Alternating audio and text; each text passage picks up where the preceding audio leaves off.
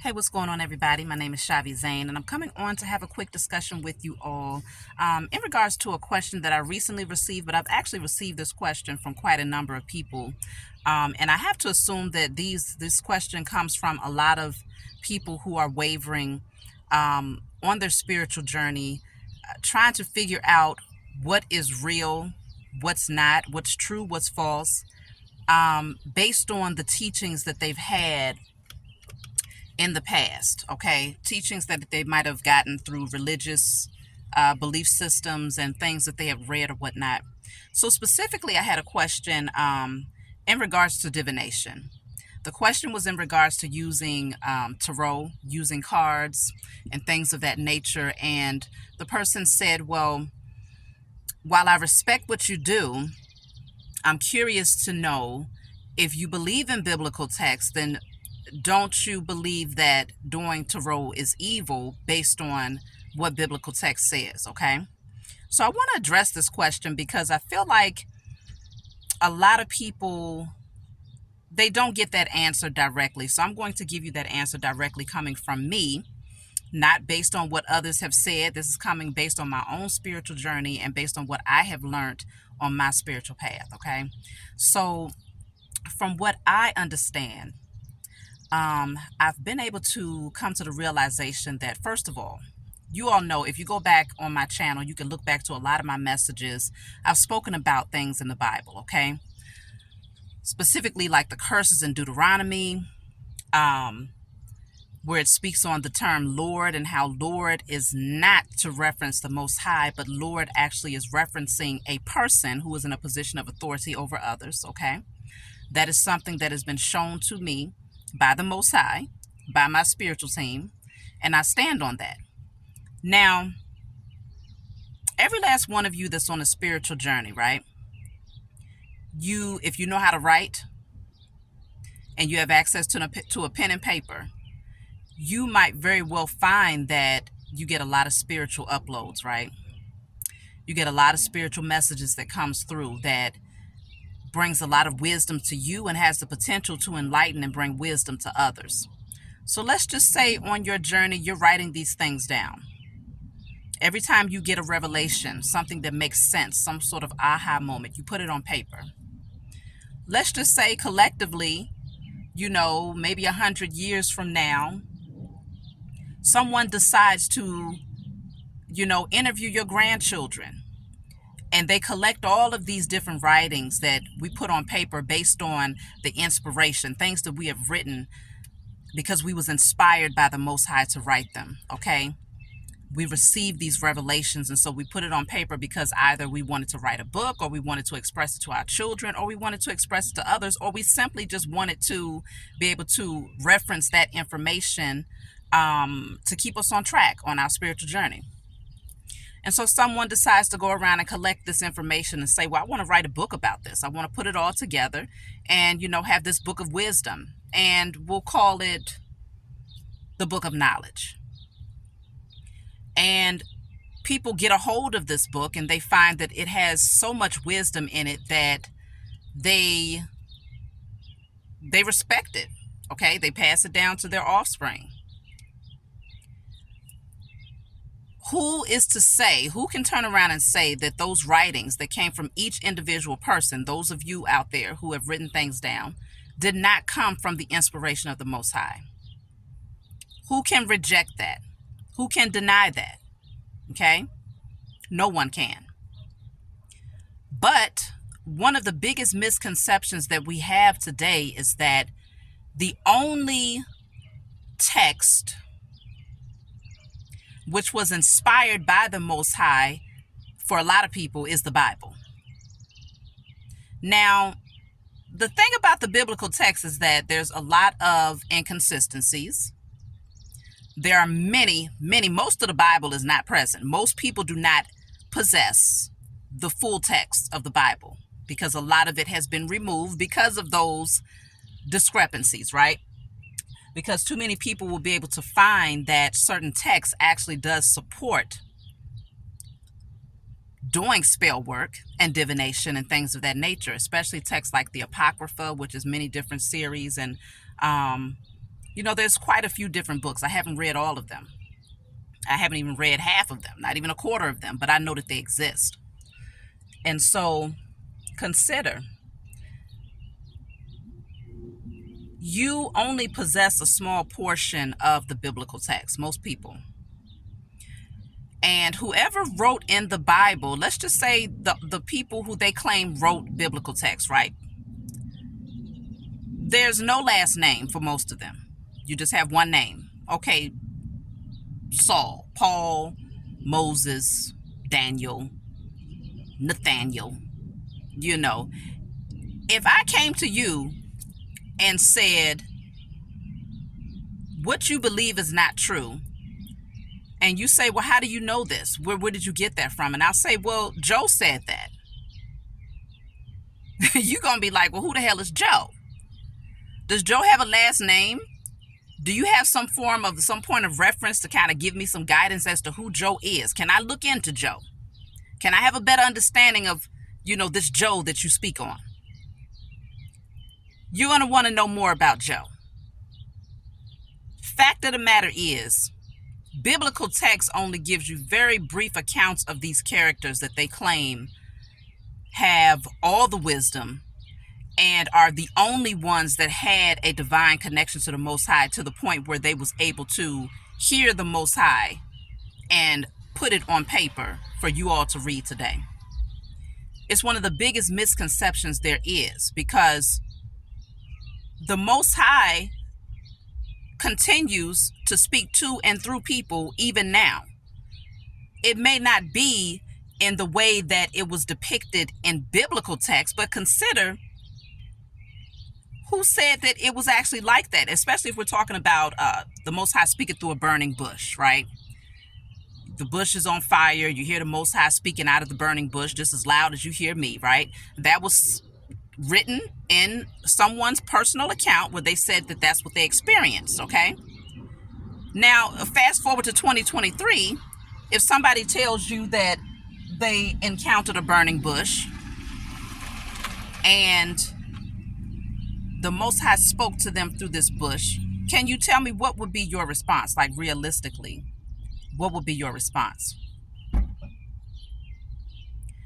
And so, for a fact that your response would not be one where you're saying, well, I support what they're talking about, right? You're not going to respond in that way. You're going to say that this person is batshit crazy, right? You're going to say that there's no way that you heard from the Most High when you heard the Most High speak out loud, because the Most High doesn't do that anymore, right? Most people who are indoctrinated through religion are going to say, well, no, the Most High only did that during Bible times. Half of them don't even know when Bible times was, okay? Bible times, that's all they know, is only through Bible times, okay?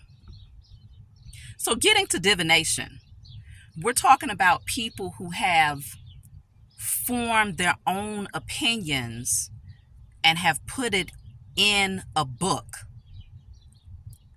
that most of the world believes is the written text of the Most High God, because they've really convinced you of that. The book was written by man, okay? Of course, it was many different men that came together to accumulate and to create these different chapters or whatnot, but it was written by man. That's it, and that's all, okay? There's no disputing that. And so because it was written by man, man has the ability to lie, and man has the ability to tell the truth, and everything in between. And so because of this, and because we know that there's a lot of discrepancies, there's a lot of chapters in the book that you all possess, even the one that's missing the majority of the book, there's still a lot of discrepancies that you will find in that one book, right? So that will tell you off the break that not everything in there is true. Not only is it not true, but it'll also tell you that not everything within the biblical text has been interpreted properly by those people who taught you those scriptures.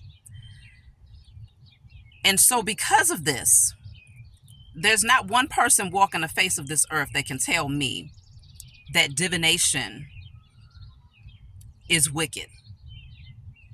Everything has the potential to be used for good or evil, even the biblical text that many of you hold so dearly.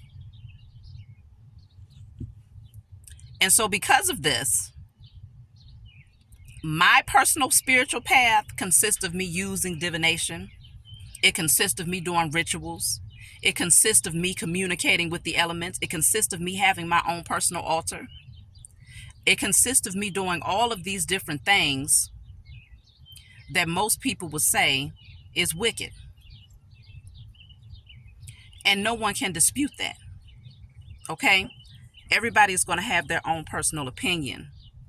And so it's all based on your own spiritual journey and your own spiritual path. Are you easily convinced that one thing is more true than the other based on what you've been taught? Or are you convinced of this based on your own personal experience? It's a lot of people that won't veer away from certain teachings out of fear. It's not because they don't have a curiosity. It's not because they don't want to know more and dive deeper into these things. But most of the time they won't do that because fear that has been projected onto them through certain teachers and leaders and pastors or whatnot has stuck with them to the point where they won't dare step outside of the box to find out if something is in fact wicked or for good. And so also consider, like I told you, many of you who know the history of how the Bible has been used to actually commit a lot of evil against different groups of people, especially melanated people, okay? Y'all know that the biblical text has been used to support slavery. You know, the biblical text has been used to support placing people in an inferior position. It has been used to support pedophilia, okay? It's been used to support a lot of different things, okay? It's been used to support shutting women down, not allowing women to just be free and to openly express themselves. It's been used in a lot of different ways based on certain texts. I actually went back and I decided to look into some of these texts that speaks about divination, and one of them actually specifically in Deuteronomy it spoke about not using divination, but it also said that you're not supposed to round the corners of your head. It also said you're not supposed to shape your beard. So the same people that will come to you and say, well, I read a scripture that said divination is bad. They'll overlook everything else that they just read in that scripture that talked about not cutting your hair, not getting a taper, not shaping up your beard. Matter of fact, them same people will go back and tell their child, their grown son, hey, you need to go and shape your hair up. Go get a haircut, son. You looking a hot mess. Go get your beard cut, son.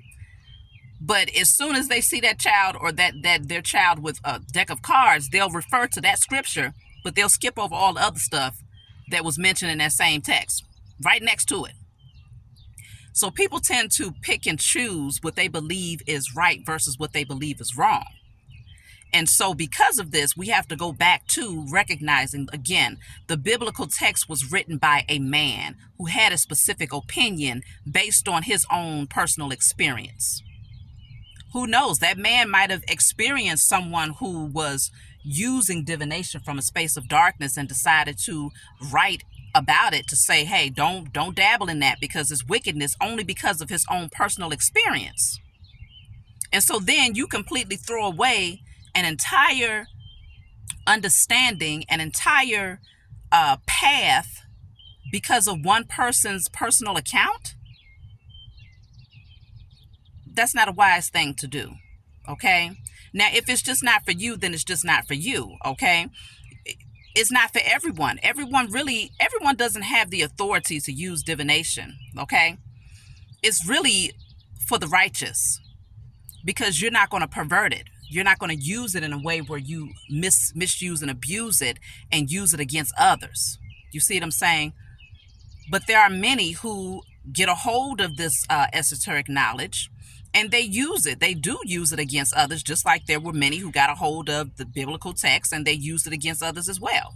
Matter of fact, if you ask me, the ones who wrote the biblical text are the ones who had an agenda to use it against others as history in order to repeat certain things in history, in order to maintain a position of superiority and authority over groups of people. If you ask me, those are the ones who wrote the Bible. But that's just my personal opinion. Who am I, right? I'm not Paul. I'm not Moses, right? These people with no last names. I'm not none of these people. But I'm here in the flesh.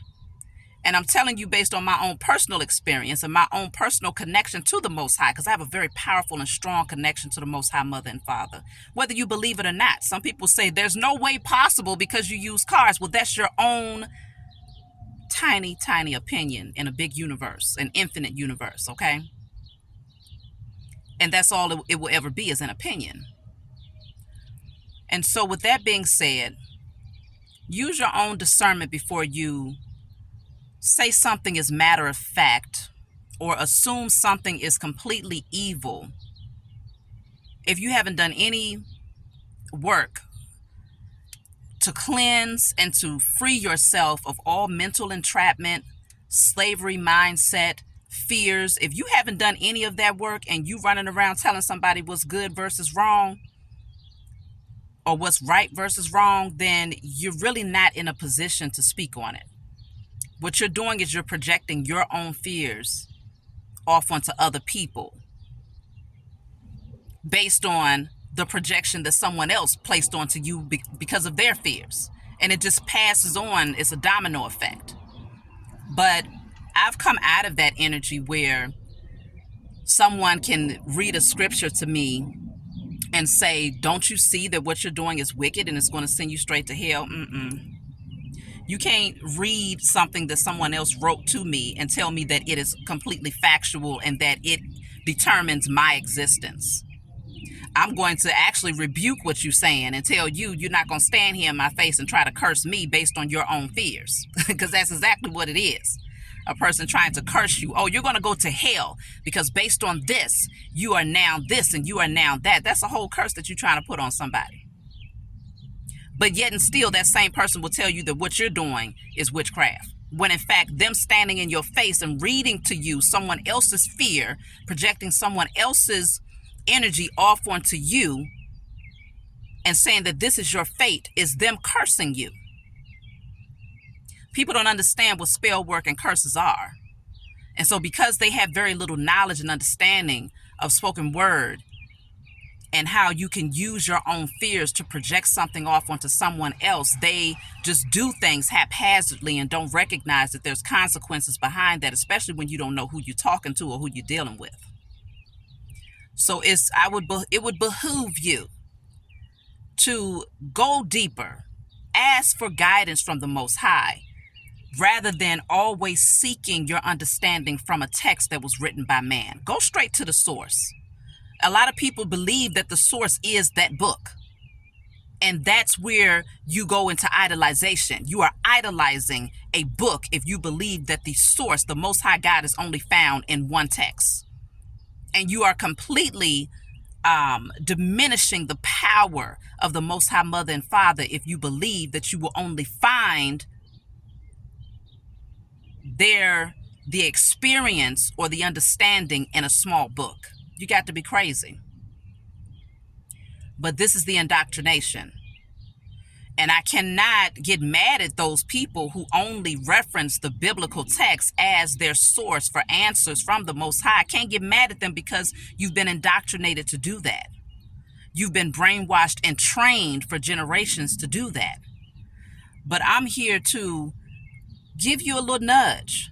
Step outside of the box that society has handed to you and recognize that it's a big world out here, and that most of the wisdom that you will gain from the Most High Mother and Father will come straight through you as a channel, as a willing channel to receive. So that's why you got to completely erase all of the indoctrination. You got to do a total reset.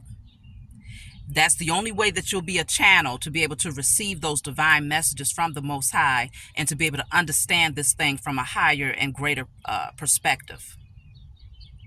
But as long as you feel that the only way that you can understand things is through one book, then you're going to have a long, long way to go to evolving further on your spiritual journey.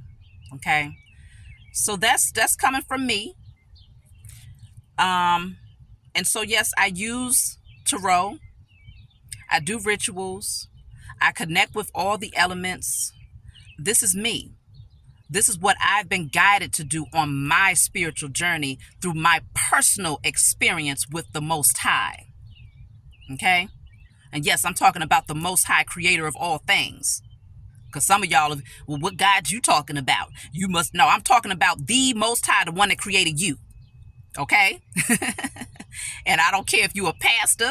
I don't care if you a first lady.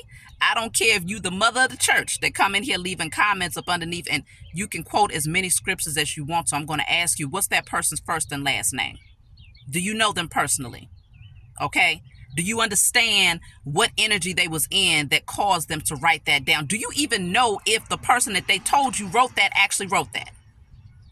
If you can't give me straightforward, direct answers like that, which more than likely you cannot, then you are literally just regurgitating something that you read, and that's not good enough to convince me that my path is wicked. Okay?